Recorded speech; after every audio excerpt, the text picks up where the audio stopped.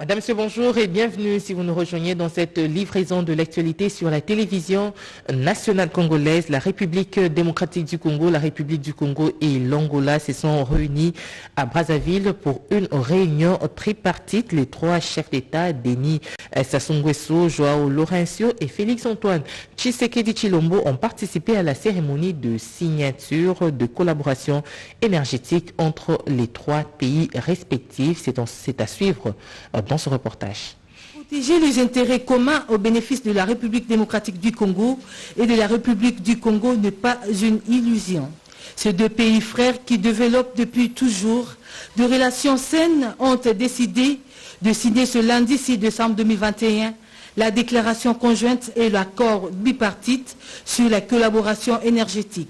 Majestic River est le bateau à bord duquel le président de la République Félix-Antoine Tshisekedi Tshilombo a traversé le fleuve Congo ce lundi 6 décembre 2021 à destination de Brazzaville, capitale de la République du Congo.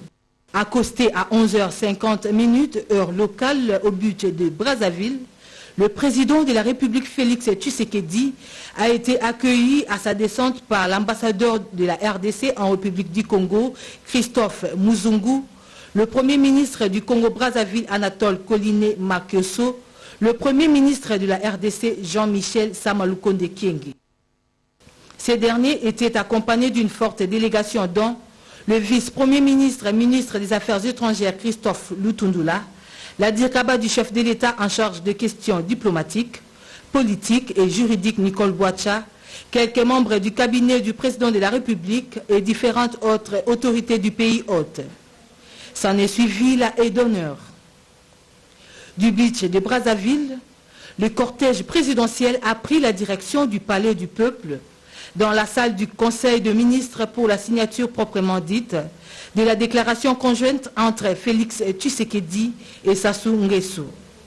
Mais aussi l'accord bipartite sur la collaboration énergétique entre la RDC et le Congo par le ministre RD congolais de l'énergie Olivier Mwenze Moukaleng et le ministre congolais des hydrocarbures Bruno Jean-Richard Itoa, assisté par les deux chefs d'État. C'était en présence du représentant personnel de son Altesse, le prince héritier des Émirats arabes unis, partenaire de ce grand projet qui réunit à nouveau la RDC et le Congo-Brazzaville. En mot des circonstances, le ministre congolais des hydrocarbures a, dans son discours, relevé l'importance de ces protocoles d'accord qui répond à la pauvreté énergétique dont font face les populations de ces deux pays. Il a indiqué par ailleurs que ces projets visent à assurer l'interconnexion aux énergies de deux pays. L'interconnexion des réseaux électriques reliant Inga-Kinshasa en RDC et Brazzaville, centrale électrique de Pointe-Noire en République du Congo, devrait alimenter les zones industrielles du Katanga en RDC. Après la signature de la déclaration conjointe, le VPM de la RD congolais a fait la lecture de la dite déclaration, sanctionnant le sommet de Brazzaville sur la boucle d'amitié énergétique entre la RDC et le Congo-Brazzaville. Peu avant les signatures, les deux chefs d'État se sont retrouvés en tête-à-tête de plus d'une heure, en présence du représentant de son Altesse, le prince héritier des Émirats arabes unis. Rien n'a filtré de leurs échanges. Cette signature de la déclaration conjointe et de l'accord bipartite sur la collaboration énergétique entre les deux pays va concerner la mutualisation de ressources électriques et gazières. Ceci dans le cadre de l'intégration régionale pour le bien-être des populations respectives. Rappelons que cette rencontre intervient 10 jours après le tête-à-tête entre le président Félix Tshisekedi et le président Denis Sassou Nguesso à Kinshasa. Fin de la cérémonie, le cortège présidentiel a pris la direction du beach de Brazzaville. Le chef de l'État Félix Tshisekedi a regagné Kinshasa.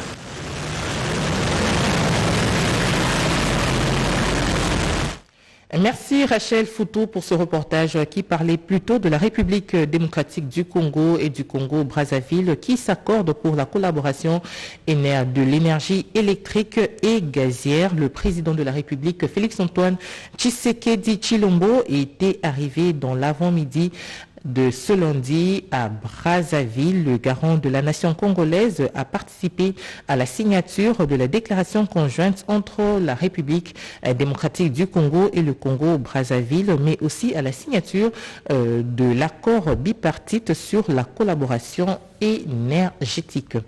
Poursuivant ce journal, un incendie d'origine inconnue a causé la mort dans la famille Ntumba Katala, le chef de protocole de la maison civile du chef de l'État, Alpha Fernand Ntumba, son épouse Bibiche Dissosa et leurs 6 enfants ont succombé à cet incendie.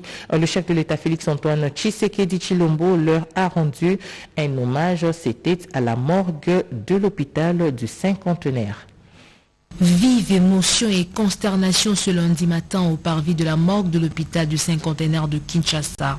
8 cercueils contenant les reliques des membres de la famille Ntumba Katala, chef protocole à la maison civile du chef de l'État, étaient exposés au funérarium pour un dernier hommage avant leur inhumation. De nombreuses personnalités émues par les circonstances tragiques de cette disparition familiale ont pris part à cette cérémonie funéraire. Très affecté, le président de la République, Félix-Antoine Tshisekedi Tshilombo, s'est incliné devant les 8 dépouilles mortelles sous le regard sidéré de la mère de Alpha Ntumba Katala et d'autres membres de famille. Le chef de l'État a adressé des mots de réconfort à la famille éplorée avant d'assister à la messe de suffrage célébrée par Monseigneur Bernard Emmanuel Kassanda, évêque de Mbujimayi, en présence de plusieurs prêtres. Dans son oraison funèbre, le chef de la maison civile, Dr Bruno Meteyo Nyenge, a rappelé que Alpha Bernard Ntumba Katala, décédé à l'âge de 53 ans, son épouse Bibiche Dissosa à 43 ans, et de tous leurs 6 enfants, Jemima, Godly, Fernand, Gilbert, Maria et Joseph Ntumba, ont péri dans un incendie d'origine inconnue la nuit de samedi 27 novembre dernier.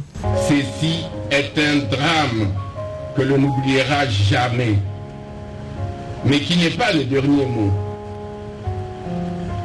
Dans la matinée du samedi 27 novembre 2021, je suis arrivé sur le lieu du drame, sous une pluie battante. Et le passage n'était pas facile, parce que des milliers de personnes envahissaient toutes les rues du quartier. Sur la route, j'avais souhaité que cela ne fût qu'un mauvais rêve dont on se libère au réveil. Mais la réalité était là, dans toute sa nudité. 6 corps calcinés se trouvaient dans les brûlis du plafond, des meubles et des ustensiles d'une maison encore envahie par une fumée étouffante. Le chef de la maison civile a décrit Alpha Ntumba comme un homme dévoué et serviable avec un grand sens de responsabilité et sacrifice quelles que soient les circonstances. Dans son homélie, l'officiant du jour, Monseigneur Bernard Kassanda, a trouvé des mots justes pour assurer les autres membres de la famille marqués par ce drame. Après cet hommage, le cortège funèbre s'est ébranlé vers la périphérie ouest de la capitale où Alpha, son épouse et leurs 6 enfants ont été inhumés.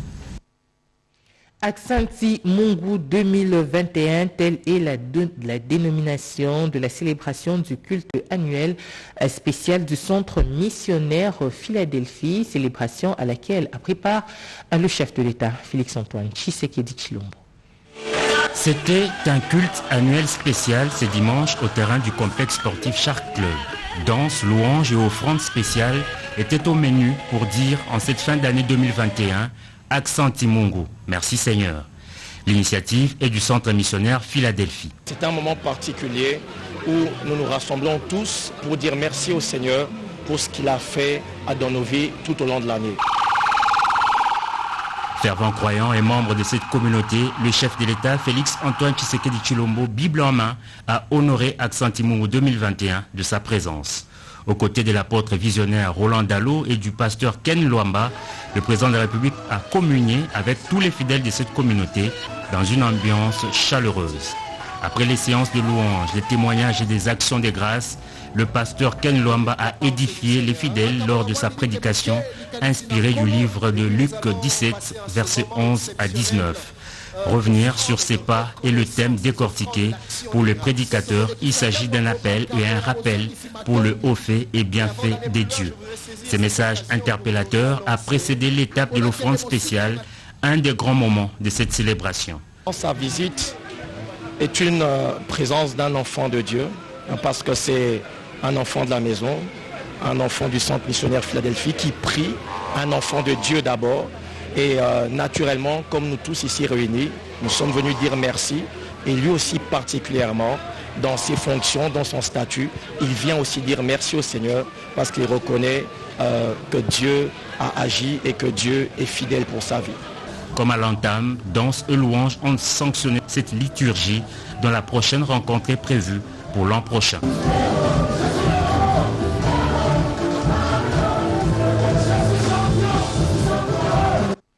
Et le président du Sénat, Modeste Bahati Lukwebo, a présidé un point de presse que je vous propose de suivre dans ce reportage de Sandra Nyangitabou. Le Sénat vote le texte unique de la proposition de loi organique portant protection et promotion des droits des personnes vivant avec handicap. Il sera transmis au président de la République pour promulgation. Adopté il y a une semaine en des termes différents avec l'Assemblée nationale, une commission mixte paritaire a été requise, comme l'exigent les pratiques, pour l'harmonisation des vues. Le Sénat vient d'adopter la proposition de la loi organique portant protection et promotion de la personne vivant avec handicap après l'audition du rapport de la commission mixte paritaire du Sénat et de l'Assemblée nationale. Se basant sur la Constitution et les règlements intérieurs, les commissions socio-culturelles des deux chambres ont réussi à aplanir les divergences afin de doter la RDC d'une loi organique portant protection et promotion des droits de la personne avec handicap. Ce sont 22 articles qui ont nécessité cette mise en commun. La loi a été votée en termes non identiques par les deux chambres et c'est ainsi que la commission mixte paritaire a été organisée. En toute chose, c'est que je pourrais dire nous avons été heureux de constater qu'il y a l'objectivité qui a primé et nous avons pu harmoniser les vues afin qu'un texte potable soit présenté. Modeste Bahati Lukwebo a par ailleurs annoncé officiellement l'organisation du congrès par les deux chambres lundi 13 décembre prochain à la demande du président de la République, Félix Antoine Tshisekedi.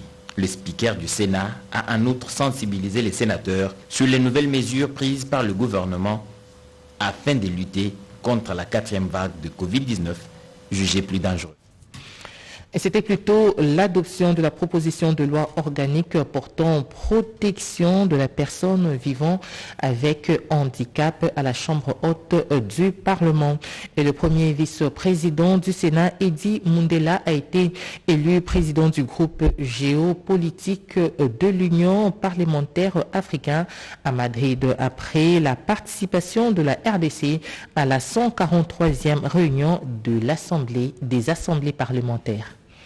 La République démocratique du Congo, dans le cadre de la diplomatie parlementaire, a flotté à Madrid à la 143e Assemblée de l'Union parlementaire africaine du 26 au 30 novembre 2021. Le premier vice-président du Sénat, Eddy Mundela Kankou, a valablement représenté le Sénat congolais. Des travaux qui ont connu la participation de plusieurs personnalités, dont le Premier ministre espagnol. Plusieurs panels avec des thématiques distinctes ont été formés pour analyser les questions de fond de parlementaires africains. La République démocratique du Congo, pays devenu fréquentable avec la diplomatie de charme initiée par le président de la République, Félix Antoine Tshisekedi Tshilombo, présidera désormais pour un mandat d'1 an à la tête du groupe géopolitique africain. C'est le premier vice-président du Sénat, Eddy Mundela Kankou, qui a été élu par consensus président du groupe géopolitique africain. Homme d'expérience avec un parcours élogieux, Eddy Mundela Kankou a remercié ses pairs pour la confiance placée en sa modeste personne avant de rassurer les uns et les autres qu'il mettra toute son intelligence pour répondre aux attentes et défis de ses pairs parlementaires. By choice, it is guaranteed by the choice of political life, but also climate change, Je parle ici de la colonisation de la vie politique, mais aussi du changement climatique, de la pandémie du coronavirus et du terrorisme. Le seul espoir pour parvenir à trouver de l'équilibre et la stabilité dans notre société, c'est d'unir nos efforts en tant que parlementaires.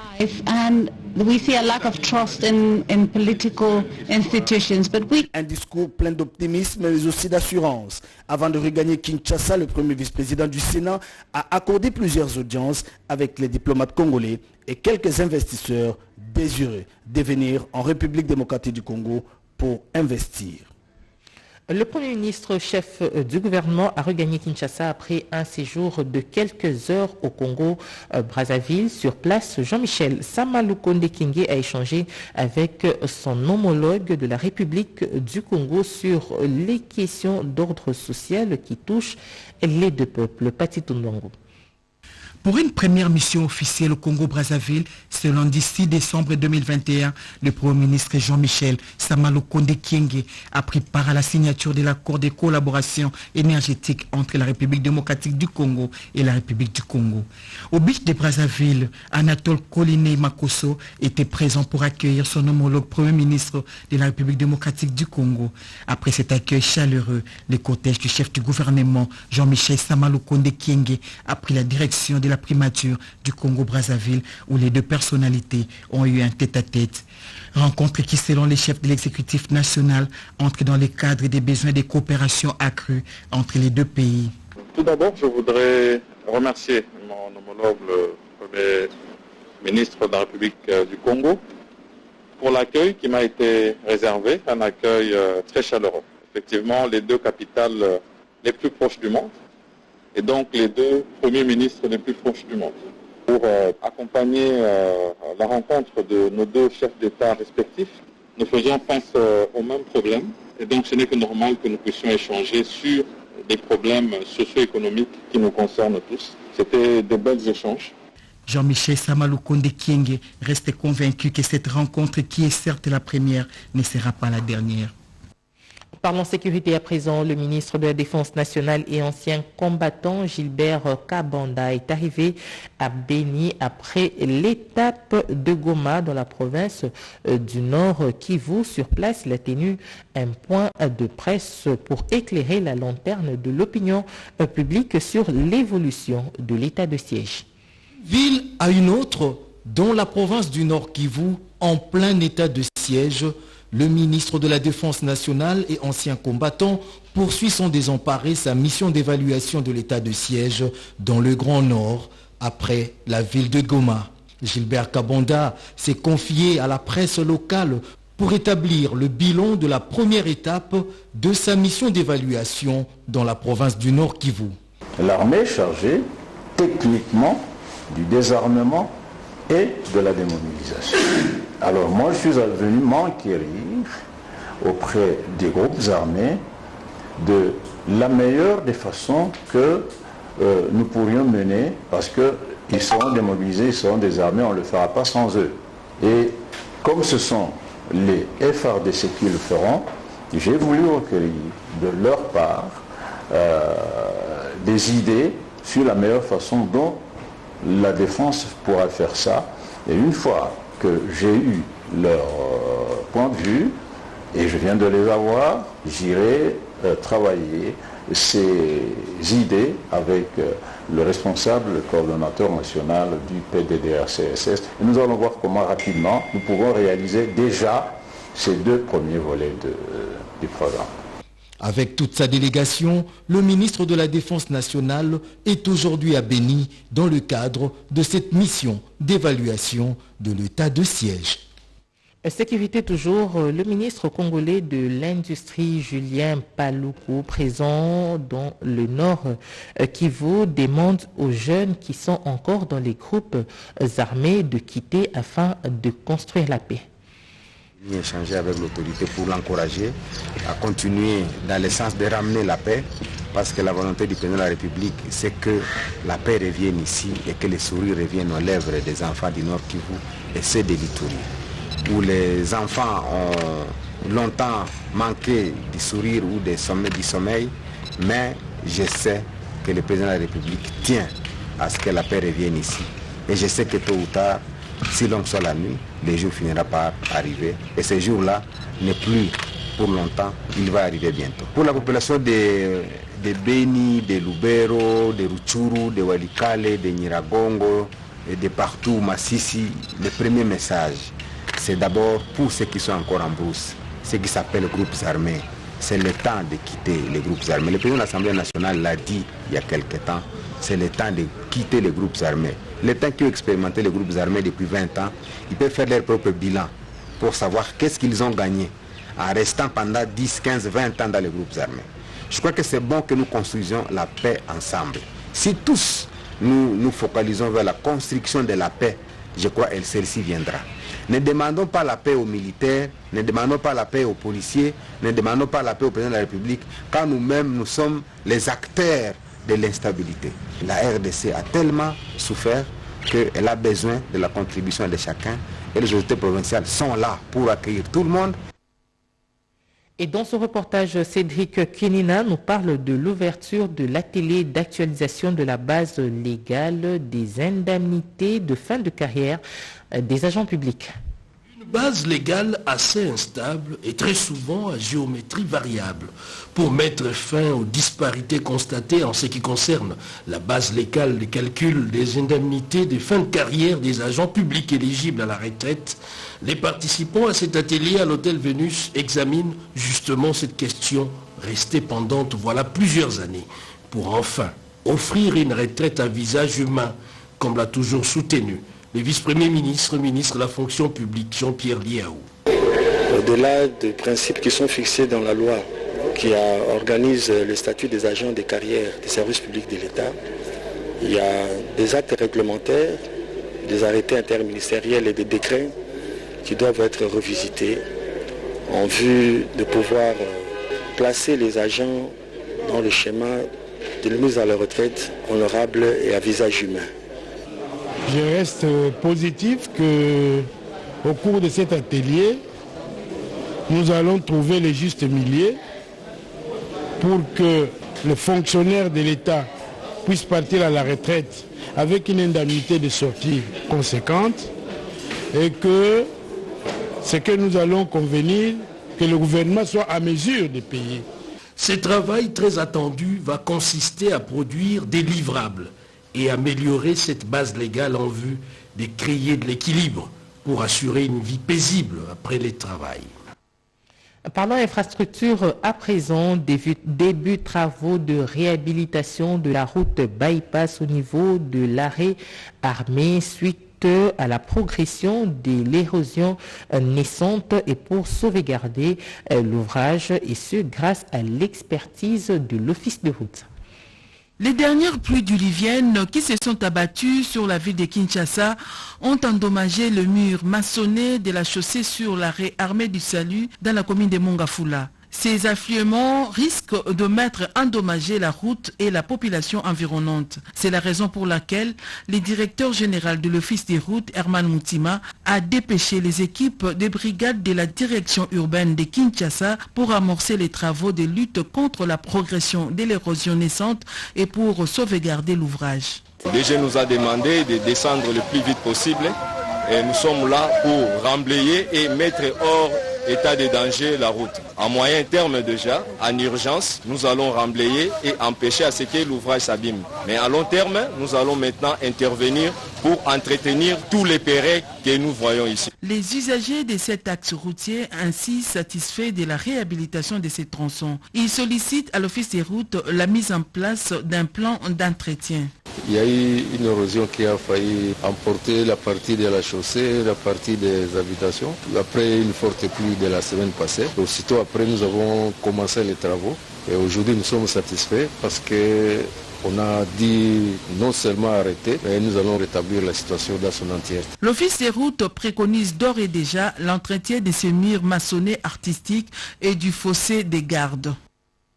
Et dans la province du Haut-Katanga, les travaux de reconstruction se déroulent normalement. Le ministre provincial Miguel Kachal-Katembe a reçu les diplômes d'excellence de la part de Congo Panorama et de Lubumbashi Hockey.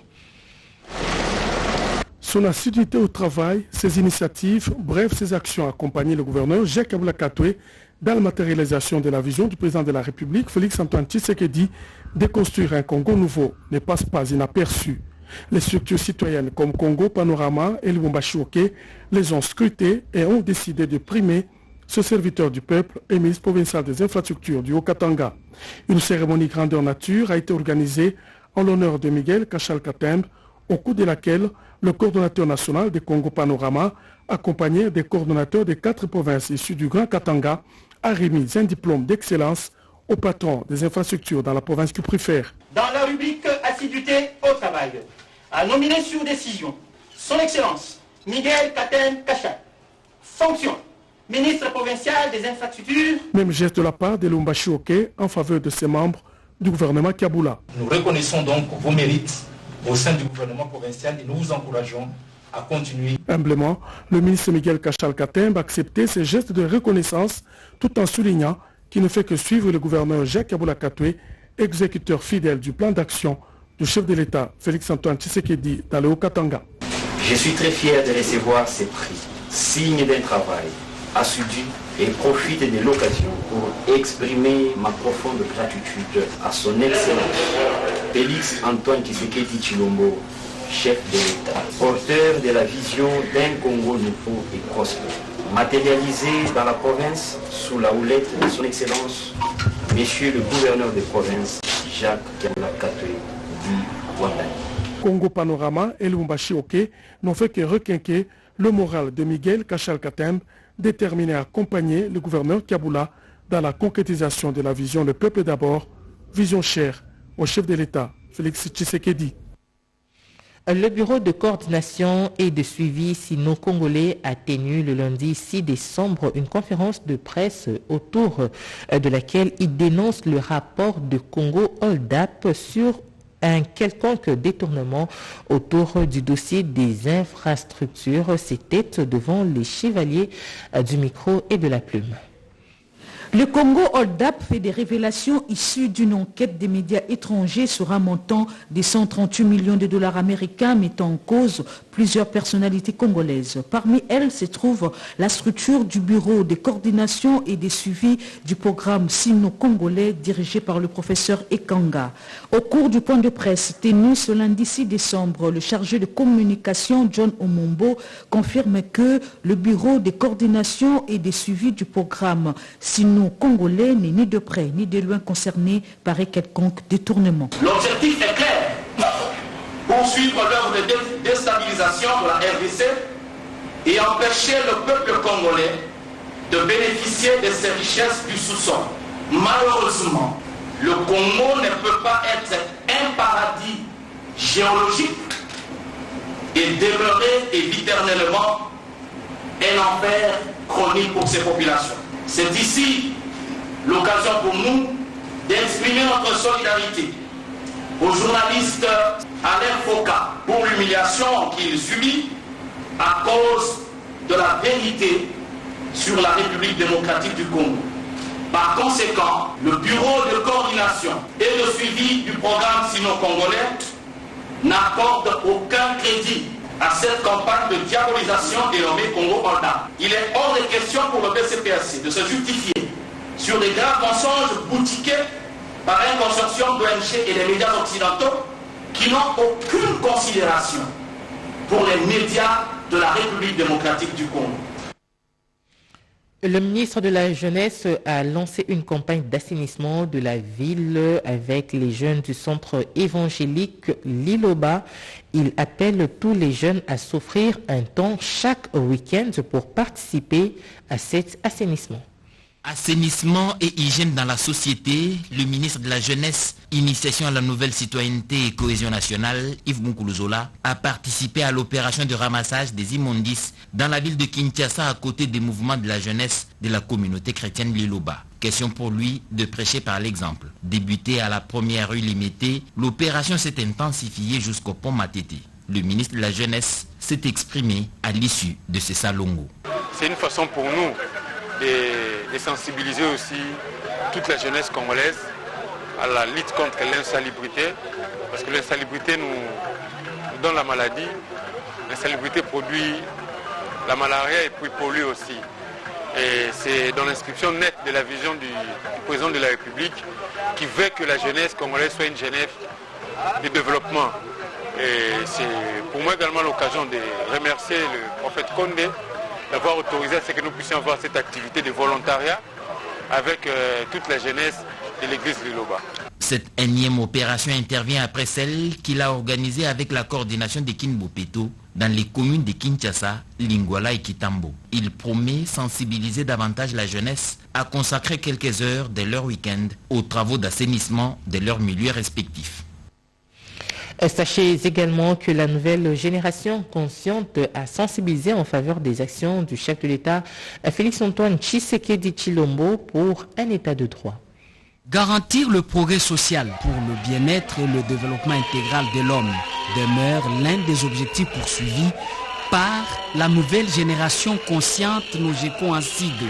Cette formation d'idéologie sociale, démocrate, qui est à l'écoute du peuple, prône l'égalité de droits en soutenant le président de la République, Félix-Antoine Tshisekedi Tshilombo, dans sa vision. Voilà en substance le message on ne peut plus clair du président national de la nouvelle génération consciente à l'occasion de la sortie officielle couplée à l'installation du secrétaire général et des animateurs des différentes fédérations de Kinshasa. Fabrice Lokenke Isampembe, engagé aux côtés du chef de l'État pour redorer l'image du pays, a également annoncé l'adhésion de la NOGECO à l'Union sacrée pour la nation. Nous sommes tous ensemble pour garantir le progrès social de la population congolaise. Nous soutenons le président de la République, Félix-Antoine Tshisekedi Tshilombo. Je déclare à dater d'aujourd'hui pour la NOGECO et Moi à Botany à Kédélidoso. La nouvelle génération consciente a mobilisé 4 districts de la capitale. Elle souhaite voir la RDC considérée comme interlocuteur sur le plan international et non comme outil, et que les atouts en ressources naturelles et humaines font de notre pays le centre d'intérêt des nations du monde. En santé, sachez que cela fait déjà 5 ans depuis que certains médecins pratiquent déjà leur profession dans plusieurs hôpitaux alors que leur expertise est remise en cause après les recommandations issues des états généraux de l'enseignement supérieur et universitaire qui les obligent de passer un test pour confirmer leur expertise. Suivez cela dans ce reportage. Les femmes et ces hommes ont décroché leur diplôme en médecine il y a de cela 5 ans. Mais voilà, ils ne peuvent plus prêter serment d'Hippocrate. Leur seul péché, c'est d'avoir étudié dans les établissements de l'enseignement supérieur et universitaire non viables. D'après les recommandations issues des états généraux de l'ESU organisés à Lubumbashi, les diplômés en médecine des instituts non viables devront passer un nouveau test de connaissances avant de se livrer à cet exercice. C'est que ces récipiendaires n'entendent pas de cette oreille. Abordé par la presse, le responsable de l'Ordre national de médecins n'ont pas voulu se prononcer sur cette affaire. La porte a été hermétiquement fermée au chevalier de la plume. Un dossier à suivre. Et puis, pour terminer, suivez le rassemblement de tous les militants de l'UDPS et alliés pour écouter le message de l'honorable Laurent Batumwela. Honoré par la présence du secrétaire général de l'UDPS, représentant personnel du président AI de l'UDPS, les militants des partis politiques alliés à l'UDPS, conduits par leur président, ont bravé la pluie pour venir écouter le coordonnateur de forces politiques alliées à l'UDPS, l'autorité morale du mouvement social pour le changement, l'honorable Laurent Batumwela. Après avoir transmis à l'assistance les salutations du président AI Jean-Marc Abound, celles des honorables Mbosso et Bahati, Laurent Batumwela a rappelé la création de leur plateforme ainsi que des lignes sacrées pour la nation. À la tribune, députés et sénateurs, ministres et vice-ministres ont porté une oreille attentive à son message. La cérémonie de ce jour, baptisée Journée patriotique, est un appel des forces politiques à l'UDPS au soutien les institutions de notre pays, lesquelles bénéficient de la confiance de notre peuple. Face à ce paysage politique, la rationalité républicaine fut pour le président de la République de favoriser l'harmonie et la cohabitation pacifique à travers une mutualisation des forces politiques souscrivant à la logique et la vision de la reconstruction du pays par l'instauration d'un état de droit, gage de la bonne gouvernance. La qualité et la pertinence de son discours a mis d'accord toute l'assistance qui a promis leur soutien au chef de l'État, Félix Antoine Tshisekedi Tshilombo. Au nombre des acquis à préserver figurent le soutien à nos forces armées, la gratuité de l'enseignement, la mise en place du bureau de la CENI. La cérémonie s'est clôturée dans une ambiance bon enfant. Et c'est l'essentiel de cette livraison de l'actualité sur la télévision nationale. Madame, Messieurs, merci infiniment de nous avoir suivis. L'actualité continue sur nos antennes en français dans les 4 langues nationales. 13h30, Tété Samba. Au revoir.